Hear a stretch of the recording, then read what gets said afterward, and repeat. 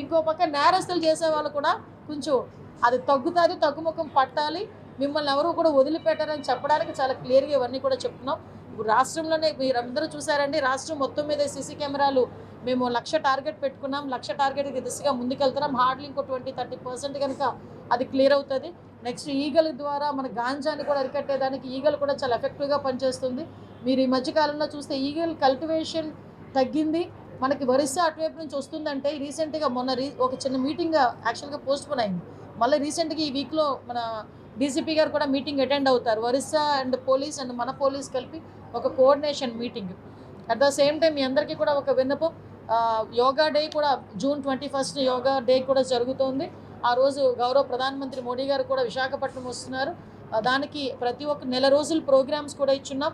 ఆ నెల రోజుల ప్రోగ్రామ్స్లో కూడా నేను చాలా ప్రౌడ్ టు సే మా పోలీస్ డిపార్ట్మెంటే ఫస్ట్ ఇనిషియేషన్ తీసుకొని 5,000 మందితో విశాఖపట్నం బీచ్లో ఫస్ట్ స్టార్టింగ్ కూడా మేమే చేసాం, డిపార్ట్మెంటే చేసాం. సో అన్ని విషయాల్లోని కూడా ఈ 1 year కాలంలోనే మీరు అబ్జర్వ్ చేసి ఉంటారు, ఎక్కడా కూడా హౌస్ అరెస్టులు లేవు, పరదాలు కట్టట్లేదు, చెట్లు కొట్టట్లేదు, జనాలకి ఎవరికి ఇబ్బందులు పెట్టట్లేదు, సీఎం గారు వస్తున్నారని షాపులు ముయ్యట్లేదు, ఎవరో మంత్రులు వస్తున్నారని ట్రాఫిక్ ఆపట్లేదు.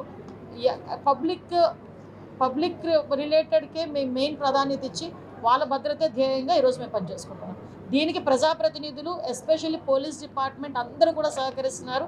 ఎంత ప్రెజర్ ఉన్నా కూడా పోలీస్ డిపార్ట్మెంట్ ప్రజలకు సేవ చేసే విషయంలో వెనకడుగు వేయరు అని చెప్పడానికి సంవత్సర కాలంలో మా పోలీస్ డిపార్ట్మెంట్ పనిచేసిన తీరు బట్టి మీ అందరికీ కూడా అర్థమయ్యే ఉంటుంది. దానికి ప్రజల సహకారం అవసరం, మీడియా సహకారం అవసరం. Thank you. తీసుకుంటున్నామండి పోలీసులకి.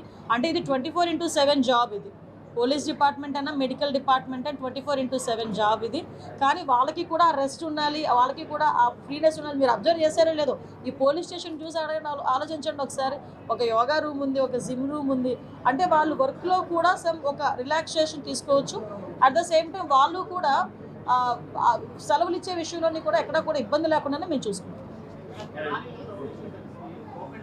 మా డీజీపీ గారు, సిపి గారు ముందు చెప్పాలి, అంటే చెప్పాలో కూడా నాకు తెలియదు. కానీ చట్టాన్ని కంట్రోల్ చేయాల్సింది పోలీసులు.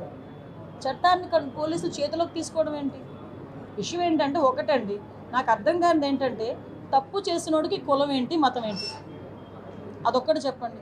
అది వాళ్ళు గాంజా బ్యాచ్. నిన్న కూడా మా వాళ్ళు డిపార్ట్మెంట్ అంతా కూడా ప్రెస్ నోట్ కూడా రిలీజ్ చేశారు డీజీపీ గారు.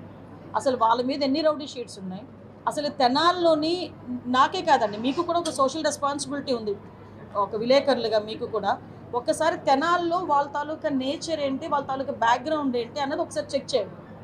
యాక్చువల్గా ఒక గాంజా బ్యాచ్ పోలీస్ డిపార్ట్మెంట్ మీద చేసుకునేటప్పుడు అంటే ఫర్దర్గా ఒకసారి దానికి కూడా వీళ్ళు రాజకీయ రంగు పులిమేసి దానికి కులాన్ని అంటగట్టి మతాన్ని అంటగడతా ఉంటే ఇంకా పోలీస్ డిపార్ట్మెంట్ ఎలా వర్క్ చేసుకోవాలి? ఒకసారి ఆలోచించాలి. ఇదే పోలీస్ యాక్షన్ తీసుకోలేదు అంటారు, ఏదైనా ఒక స్టెప్ ఫార్వర్డ్ వేస్తే ఈ రకంగా మాట్లాడతారు. అంటే నేనేమంటానంటే కొంత పని మా డిపార్ట్మెంట్ చేసుకునివ్వాలి. అలాగని ఇప్పుడు అమాయకులను ఎవరిని కూడా మేము పడితే, ఇప్పుడు నేను ఒకటే మాట్లాడుతున్నానండి, ఇదే ఇప్పుడు ఎక్స్-సీఎం ఇప్పుడు ఈయన జగన్మోహన్ రెడ్డి ఏదేదో మాట్లాడుతున్నారు, ట్వీట్లో ఏదో పడుతున్నారు, రేపు కూడా వస్తారు అంటున్నారు. నేను డైరెక్ట్ క్వశ్చన్ అండి, డాక్టర్ సుధాకర్ అనే వ్యక్తి మాస్క్ అడిగిన పాపానికి నడి రోడ్డు మీద రెక్కలు విడిచి చొక్కా ఇప్పి కొట్టిన సందర్భం మర్చిపోయారా? మరి ఆ రోజు ఎందుకు మాట్లాడలేదు జగన్మోహన్ రెడ్డి? ఆ రోజైతే భావ స్వేచ్ఛా ప్రకటన, ఆ రోజైతే అదే చంద్రబాబు నాయుడు గారు అమరావతి చూడటానికి వెళ్తే బస్సు మీద రాళ్ళు ఇసురుతూ ఉంటే ఆ రోజు ఎందుకు రాళ్ళు ఇసిరారంటే భావ స్వేచ్ఛా ప్రకటన అని మాట్లాడారు. అదే పోలీస్ డీజీపీ ఆఫీస్కి పక్కనే ఉన్న మా సెంట్రల్ ఆఫీస్ మీద దాడి చేస్తే మా కార్యకర్తలకి బీపీ వచ్చింది అన్నారు. ఇవన్నీ ఎక్స్-సీఎం మాట్లాడిన మాటలే కదా. ఈరోజు